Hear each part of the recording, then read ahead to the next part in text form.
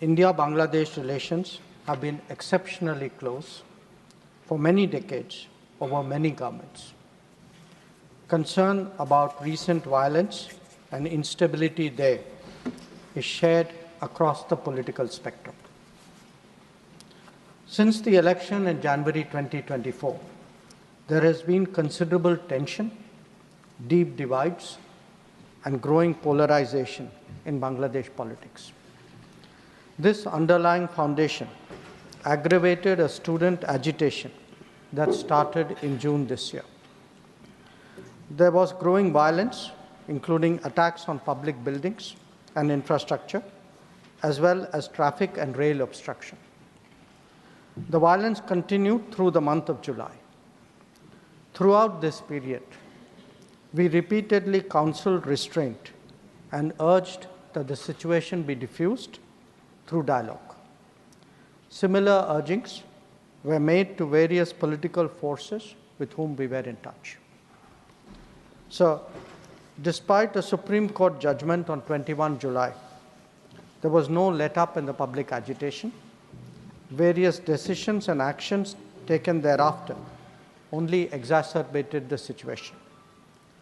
The agitation at this stage coalesced around a one-point agenda, that is that the Prime Minister Sheikh Hasina should step down. On 4th August, events took a very serious turn.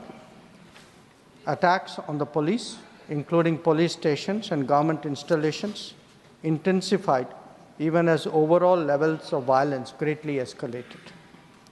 Properties of individuals associated with the regime were torched across the country. What was particularly worrying was that minorities, their businesses and temples also came under attack at multiple locations. The full extent of this is still not clear. So, on 5th August, demonstrators converged in Dhaka despite the curfew. Our understanding is that after a meeting with leaders of the security establishment, Prime Minister Sheikh Hasina apparently made the decision to resign. At very short notice, she requested approval to come for the moment to India. We simultaneously received a request for flight clearance from Bangladesh authorities. She arrived yesterday evening in Delhi. The situation in Bangladesh, sir, is still evolving.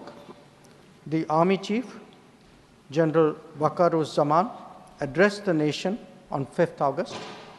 He spoke about assuming responsibility and constituting an interim government. We are in close and continuous touch with the Indian community in Bangladesh through our diplomatic missions.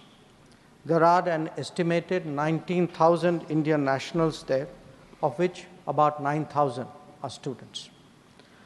The bulk of the students, however, have already returned to India in the month of July on the advice of the High Commission. In terms of our diplomatic presence, in addition to the High Commission in Dhaka, we have assistant High Commissions in Chittagong, Rajshahi, Khulna, and Sylhet. It is our expectation that the host government will provide the required security protection for these establishments. We look forward to their normal functioning once the situation stabilizes. Chairman, sir, we are also monitoring the situation with regard to the status of minorities.